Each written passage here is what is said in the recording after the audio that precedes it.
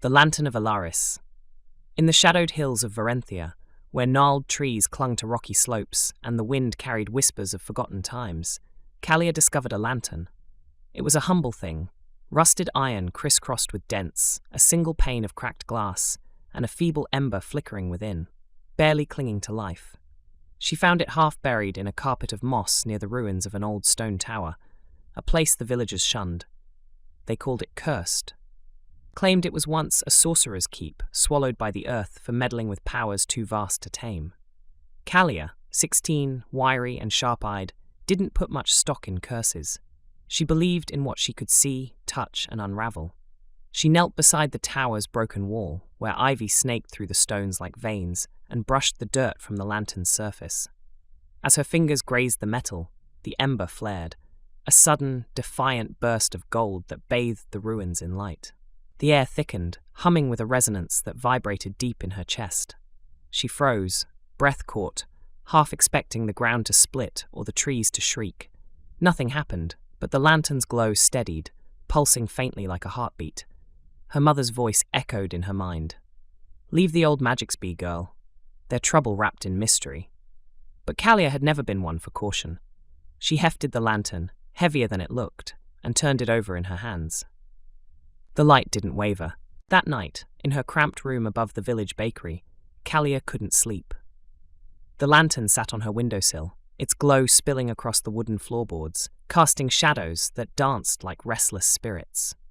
She'd hidden it under her cloak on the way home, avoiding the curious stares of the baker's apprentices and the butcher's nosy wife. Now, alone with the crickets' chorus outside, she propped herself on her elbows and stared at it. "What are you?" she muttered, half joking, her voice rough from a day of hauling flour sacks. To her shock, it answered, not in words, but in a rush of images that flooded her mind like a dream breaking through sleep. She saw a vast desert, dunes rolling under a sky streaked with crimson, and a city of glass spires piercing the horizon, their surfaces shimmering like liquid fire.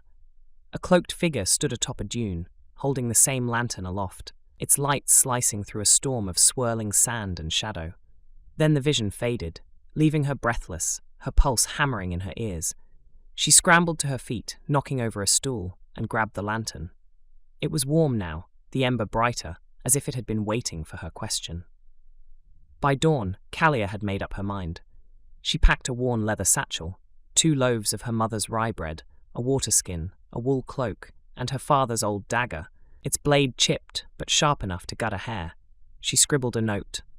"Gone exploring, back soon," and left it on the kitchen table, knowing her mother would fume but not follow. The lantern tugged at her, not with force, but with a quiet, insistent pull she couldn't shake. She told herself it was curiosity, not some grand fate, that drove her beyond the village's muddy streets and into the wilds of Varenthia. The desert tested her. Sand clogged her boots, stung her eyes, and baked her skin until it cracked. She rationed her water, nibbled the last of the bread, and pressed on, the lantern growing warmer with every step. By the 3rd day, her legs trembled, and the spires seemed no closer. She collapsed beneath a dune's shadow, cursing herself for leaving home, when a shadow fell over her, a vulture circling low. But it wasn't alone. A boy appeared, no older than her, draped in a tattered robe, the colour of sand. His hair was wild, his eyes sharp, and he carried a staff topped with a cracked geode. "You're dying out here," he said, voice dry as the wind. He tossed her a water skin. "Drink." Kalia caught it, gulping greedily before eyeing him. "Who are you?" "Jorin," he said, crouching. "I watched the dunes, saw your light from a mile off. What's a hill girl doing with that?" He nodded at the lantern. "Taking it somewhere," she said, wary. "You know it?" "Stories do, old ones. Say it's tied to the glass city, to Elaris herself. You're mad to carry it." "Maybe," she said, standing, "but I'm not stopping." Jorin shrugged. "Your funeral. Storm's coming, though. Voidstorm. Seen it brew before. Eats everything. You won't make it alone." She glanced at the sky, now bruising with dark clouds, and weighed her odds. "Fine, come with me," he smirked. "Was hoping you'd ask." Together, they trudged on, Jorin's staff tapping a rhythm in the sand. The spires loomed closer, and by nightfall they reached the city's gates, towering slabs of translucent crystal, etched with runes that pulsed faintly.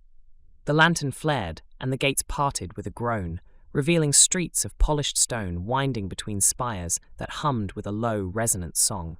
The air shimmered, alive with possibility. At the city's heart lay a plaza, its center dominated by a pedestal. On it sat a twin to Kalia's lantern, identical in its rusted frame and cracked glass, but burning with a fierce, blinding light that made her squint. Jorin whistled low. "That's the other half." Before Kalia could reply, a figure stepped from the shadows, a woman cloaked in silver, her hood casting her face in darkness. "You've brought it," she said, her voice echoing like wind through a canyon.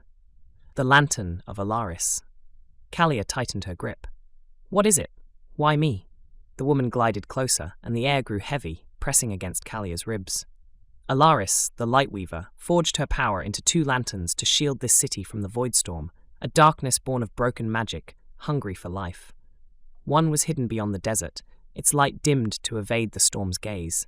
The other stayed, burning bright to hold the city in stasis. "They've been apart too long, yearning to be whole. So I just give it to you?" Kalia asked, glancing at Jorin, who shifted uneasily. The woman tilted her head. "That's your choice. Unite them, and the city awakens, its people, its magic, its soul. But the Voidstorm will return, drawn to the light. Leave, and the lanterns remain sundered, safe but incomplete." Kalia studied the lantern in her hands, then the blazing one on the pedestal. She thought of her village, its muddy ruts, its endless chores, the restless ache she'd carried since she could walk. She thought of the mirror-eyed fox, the upward stream, the singing grass, wonders she'd never have seen if she'd stayed. What was safety worth against a life half-lived? She stepped forward, lifting her lantern. Jorin grabbed her arm. "You sure?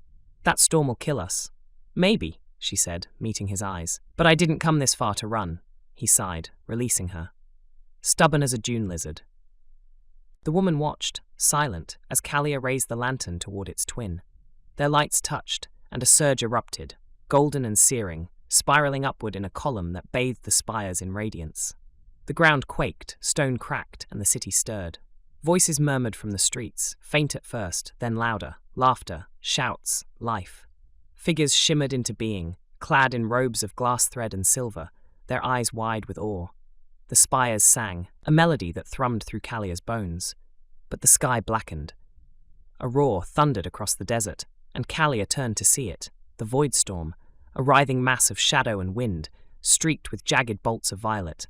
It barreled toward them, swallowing the dunes in its path. Her stomach lurched, but the lantern, now whole, blazing in her hands, felt alive, its power coursing through her like a second pulse.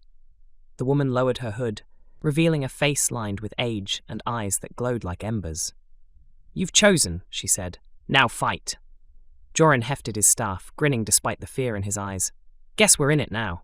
Kalia nodded, raising the lantern. Its light flared, a beacon against the encroaching dark. She didn't know how to wield it, not yet, but she'd learn. She always had.